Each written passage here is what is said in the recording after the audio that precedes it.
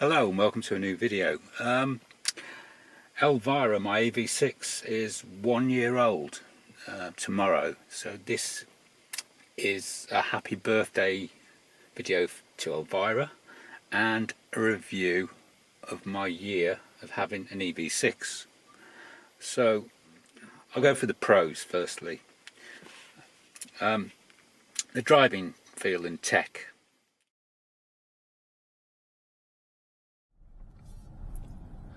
What I love most about this EV6 is the cockpit and the driving experience. From the two-screen layout with the massive screens that are very clear and a head-up display, which also has an augmented mode, which combines with the sat-nav to send you in the right direction. The way the seats are comfortable and all of the adjustments, and then the smart cruise control and all of the driving assist aids just make it a very easy and comfortable drive and safe.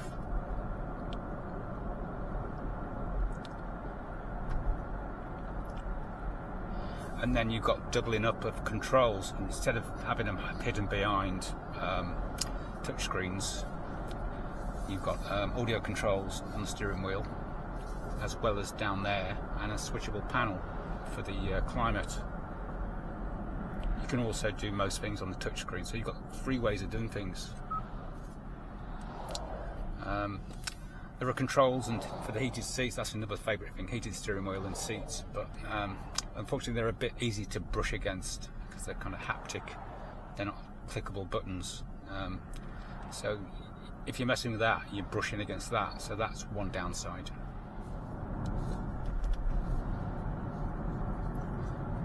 I like the way it automatically changes to the speed limit. Yeah, it's a speed limit assist. That's on normal roads, and on the motorways it changes to the speed of the signs on the motorway, which we'll come to in a bit. I also like the blind spot warnings you get in both mirrors and in the head-up display, and the fact that you get augmented reality graphics for the sat-nav.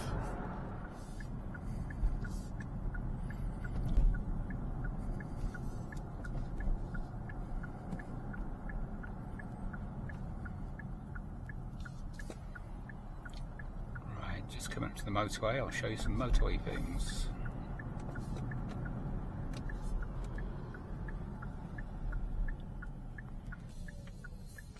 Having blind spot cameras on the main display is another cracking idea, which I really like.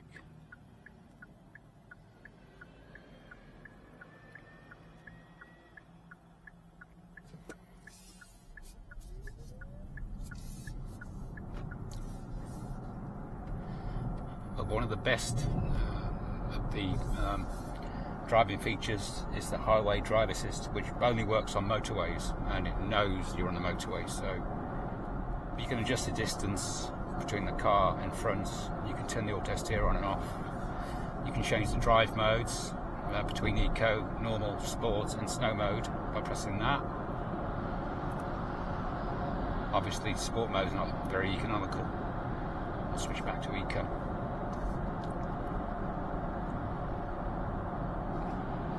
And then as we get into the thick of the traffic,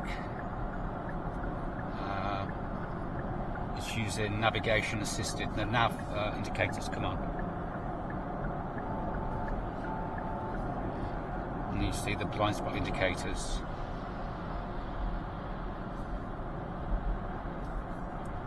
And let's just flip it on and off again.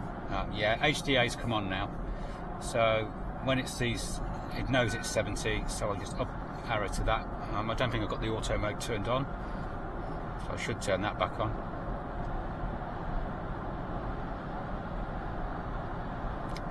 And then you get a map of all the vehicles around you in this display, the driving position, and it's actually like a fighter cockpit, because everything's around you and enclosed and easily reachable.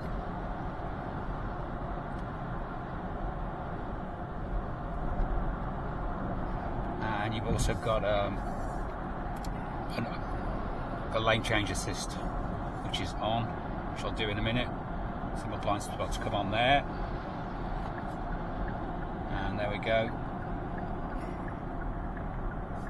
It's very much a hands-on steering wheel thing, so you can't just take your hands off.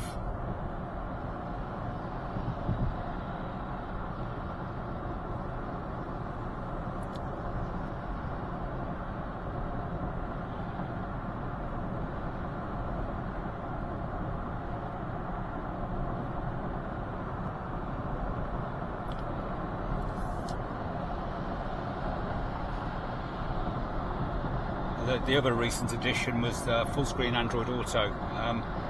I've got a wireless Android Auto dongle because they haven't got it turned on this, which is another downside, but it just looks so much better.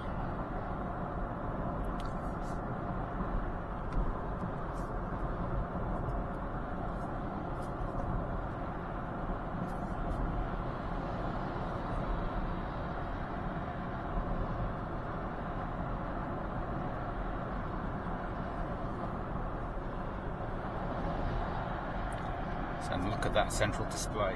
It's just beautiful to look at, I think. I love it. Then you've got a bunch of door controls and the lock and unlock and the mirror steering. You've got mirrors that auto dip if you want them to when you're reversing. And you've got all the windows are electric.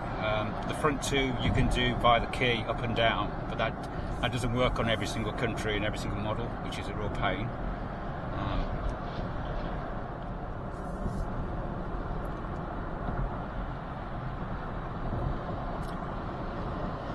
If I ever get the battery preheat fix, then that indicator would have changed to a snowflake by now.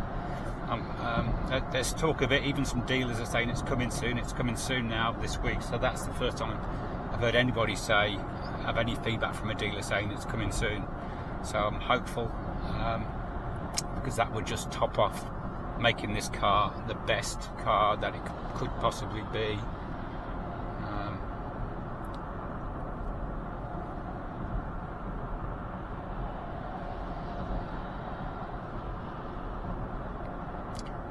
Anyway, I'm going to go off at the 449 and then come back, and that's my demo of this feature, which is my favourite thing. In sport mode, it's a rear-wheel drive, this one. Acceleration is pretty damn good and gives you a little bit of a kick. So I'm not missing having an all-wheel drive one. You also lose a bit of economy. But all the driving aids, all of the tech, are just fantastic in this car.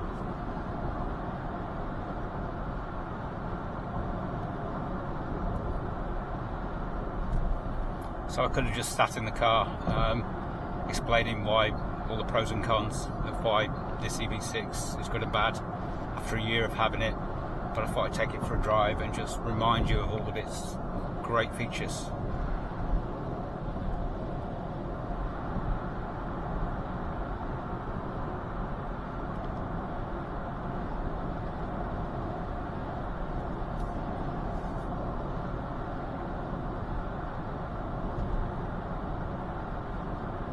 It's also nice and quiet and comfortable, spacious, and the interior looks good. So heading back down now.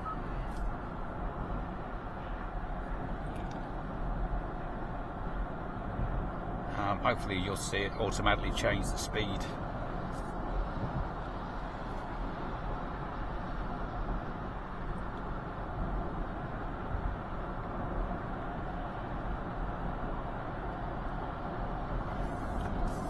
See how busy this display gets when you're on a motorway.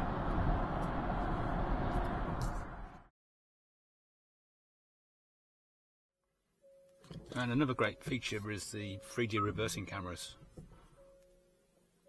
My only niggle is the colour of the car you can't change, because I haven't got a white car, I've got a red car. But it's great, and you've got loads of different options for it, and modes.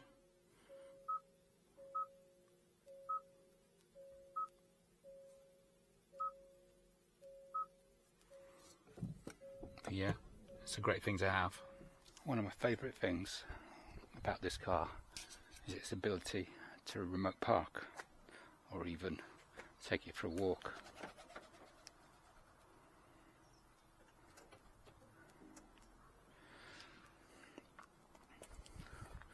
So let's go walkies.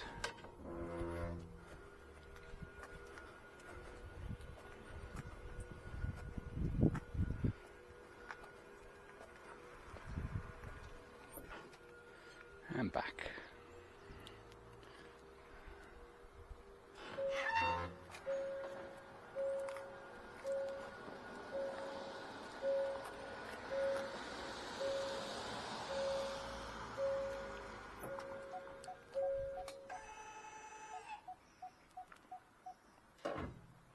And the other thing is the ability for you to just walk up to the car with your shopping, and without any hands or kicking, the boot will just open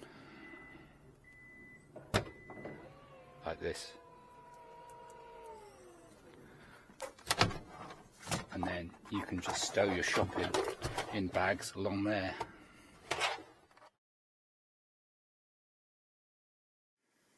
The pros: the driving feel, the tech, the layout of the cockpit, the brightness and clarity of the displays, the fact that you've got multiple ways to access controls instead of everything hidden in a touchscreen. Excellent seats and controls, plenty of boot space, a decent size front to help keep boot empty of charging crap, heated seats and steering wheel, all excellent. Highway drive assist is excellent, the head-up display is excellent. The Meridian amp, after it was replaced, because it just packed up, it's now better than it was, and I'm liking that a lot. The driving aids and safety are excellent. Having full screen Android Auto, also excellent now. They upgraded the head unit to do that. The remote parking assist, which you'll see in a separate clip, is mostly excellent. It mostly works, probably about 95% of the time. We'll come to the downside of that in the cons. The powered tailgate and smart tailgate function are excellent, great features. Where the body and the wheels look and the styling are absolutely brilliant, I love them. The physical presence of the car and the economy is good to excellent as well. I regularly get 4 miles a kilowatt hour, and I'm mostly always over 300 miles, but I do a lot of local. I do mix with the motorway. I don't use a climate control much, that probably helps my range, but I do pretty well out of it. The remote climate working, it wasn't working at first, but I'll come to that later. That's a great feature to have, so you can just warm or chill the car from the app on phone. The fast-ish charging, because without the preheating update, this won't do 10 to 80% in 18 minutes unless you're in the middle of a really hot spell in the summer and the temperature is bang on. I've rarely got above 200 kilowatts. Hoping that, well, that even some dealers are talking that Kia have mentioned that the update's coming now, so I'm hopeful of that, and that will just add to the brilliance of this car. Right, on the con side, I've had quite a lot of updates and returns to the dealer to have stuff done, because it was a new model. There's lots of like teething issues, so I've had recall updates for the ABS traction control, the remote climate fix, the fix for the zombie mode where you couldn't put the car into gear. I've had a new HVAC inverter for the climate control, that's been swapped out. I've had a new ultrasonic module, and I've had my Meridian amp replaced because it failed in July and it took 3 months to get a new one. When that came back, the active sound design, which is the internal noises you get in the car on the GT Line S, the top GT line, it's missing from the menu, so that's an ongoing problem which Kia are looking at. Still waiting for the battery preconditioning, despite the EU having it for a month, and only then can I achieve the true 10 to 80% in 18 minutes all the year round by selecting the charger on the navigation. another downside. The online list of charging stations rarely gets updated. It still hasn't got my local Instabolt in there, so you can't see the status of it. There are lots of missing chargers still, and some of the commenters on my channel say it hasn't got this, that and the other. Throughout Europe as well, there are like big holes in the database. Having all the driving and safety sounds routed through the Meridian amp was an issue when the amp was failed, because I couldn't hear the parking sensors, I couldn't hear the driving warnings, so that's a bit of a single point of failure. It's a pity it couldn't have routed them to different speakers which were still working, just as a failover. The heated seat and steering wheel controls are way too easy to brush against down here. Whenever you're touching the centre panel, whenever you're touching this panel here, I keep on brushing and turning them on by accident. So they're a good idea in theory, but I don't know, they're haptic, so I'd rather proper buttons. But it works well on this little mini screen. So and that switches between media and climate control, but not so much there. The driving sensors and parking, auto parking tech is easily defeated by rain on the cameras. So you're going to get snow on the radar or water on the cameras, then you get issues with it giving warnings saying it's not working. It needs some way of keeping these things clear to make it sort of work all the time instead of just in fair weather. In conclusion, I love this car to bits still, and the only way to improve it for me is to buy a GT, which I can't afford. But there are a few rough edges which have been ironed out over the year, and so I think I would give it 9 out of 10. But if the preheated battery fix doesn't come to the UK, I'm giving it 8 out of 10, because that is a real game changer, and it's very important for this car to give it the advertised charging speed. So overall, very happy. Happy birthday, Elvira. Thanks for watching.